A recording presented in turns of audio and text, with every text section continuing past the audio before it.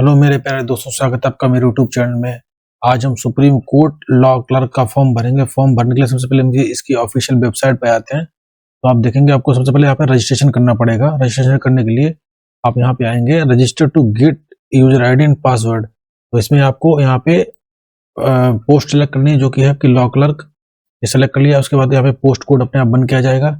उसके बाद यहाँ पे जो अप्लीकेंट का नाम भर देना है, जो भी आपका नाम है नाम भर देंगे। यहाँ पे अपना फोन नंबर दे देना है, उस फोन नंबर को यहाँ कंफर्म कर देंगे। अगर कोई आपका अल्टरनेट नंबर है वो यहाँ आपको दे देना है। आपकी मेल एड्रेस जो है तो यहाँ भर देंगे।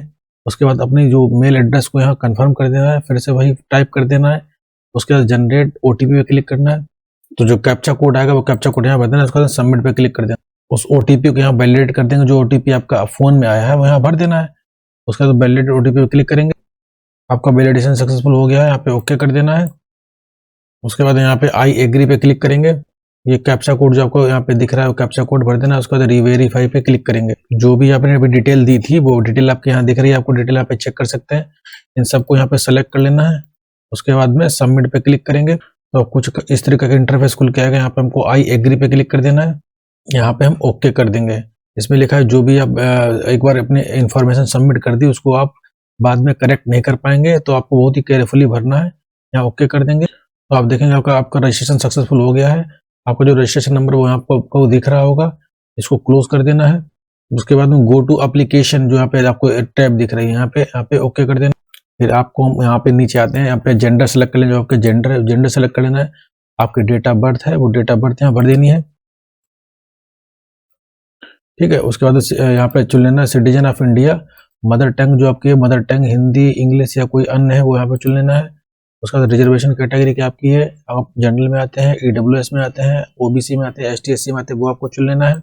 अगर आपको कोई डिसेबिलिटी है आपको तो वो आपको चुन लेना। अगर डिसेबिलिटी है तो अगर कोई विकलांगता है उसको यस कर लेना है। टाइप ऑफ डिसेबिलिटी आपकी क्या है, ब्लाइंडनेस है, लो विजन है, डीफ है, वो आपको यहाँ चुन लेना है। उसके बाद परसेंट ऑफ डिसेबिलिटी यहाँ भर देंगे जो भी आपको परसेंट ऑफ डिसेबिलिटी है। उसके बाद में आपको स्क्राइब की जरूरत है, आपको किसी लिखने जो आपको एग्जाम में लिखवाने किसी से लिखवाना है वो आपको चाहिए तो यस कर देना, नहीं तो नो पे क्लिक कर देना है।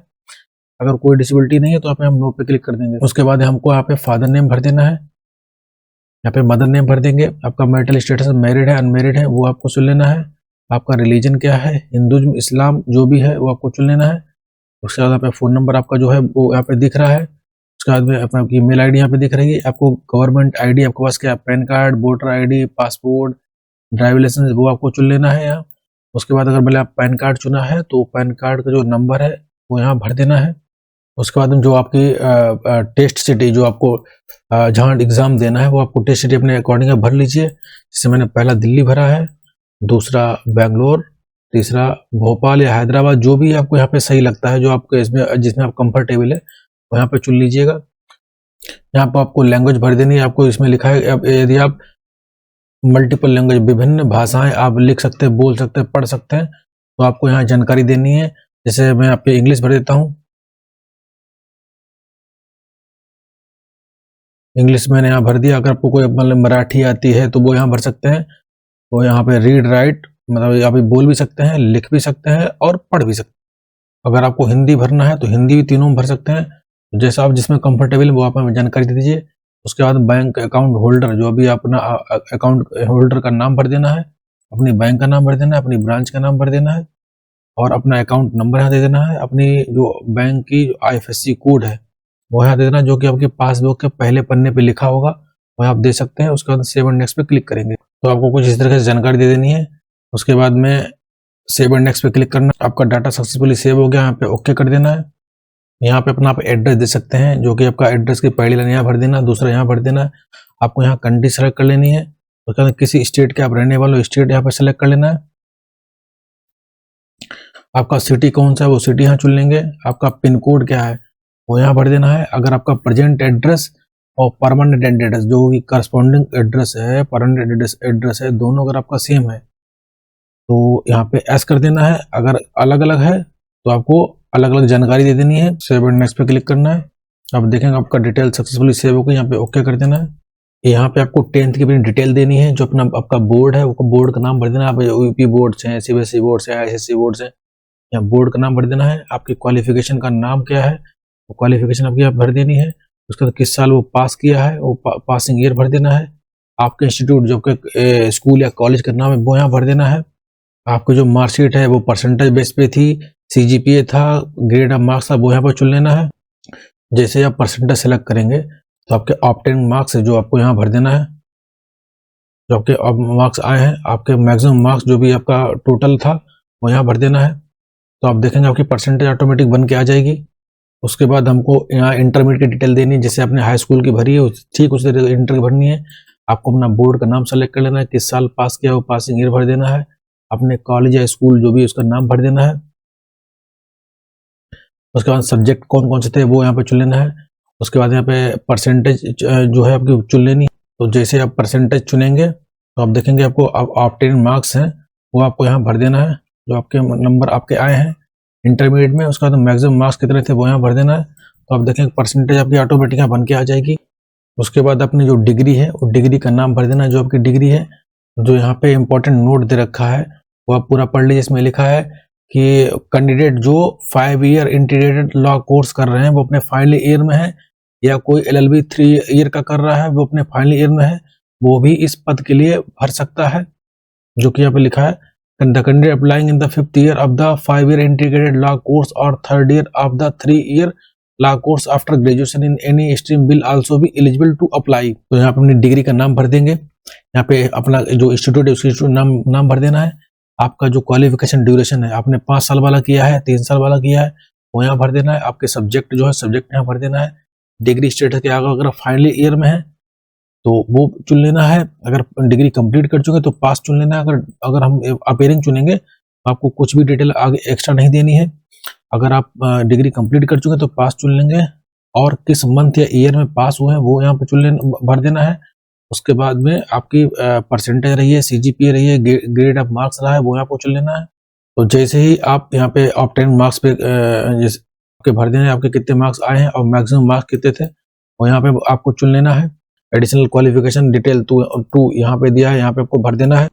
और कोई आपकी एडिशनल क्वालिफिकेशन है तो वो यहाँ भर देना है। जैसे मैंने अपनी क्वालिफिकेशन यहाँ भर दी, जैसे मैंने BA किया है तो वो भर दिया, सब्जेक्ट भर दिए, इंस्टीट्यूट जैसे आपने इंस्टीट्यूट से पास किया वो भर दिया, कितने साल की आपकी डिग्री है वो यहाँ पे चुन लिया, month and year of passing वो मैंने यहाँ पे भर दिया। उसका बाद परसेंटेज थी, CGPA था, वो यहाँ पे चुन लेना है। उसका बाद ऑब्टेन मार्क्स, आपके कितने मार्क्स आए वो यहाँ मार्क्स भर देना है। अब मैक्सिमम मार्क्स कितना था वो यहाँ पे चुन लेना है। उसका बाद आपकी परसेंटेज यहाँ पे बन के आ जाएगी।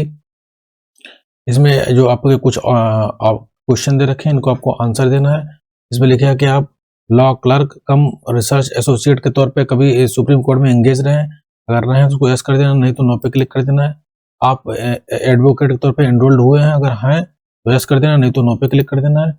उसके बाद अगर आप एडवोकेट के तौर पे प्रैक्टिस कर रहे हैं उसको यस कर देना है, नहीं तो नो पे क्लिक कर देंगे। या अगर आप जॉब कर रहे हैं, एम्प्लॉयड हैं, उसको यस कर देना, नहीं तो नो पे क्लिक कर देना है।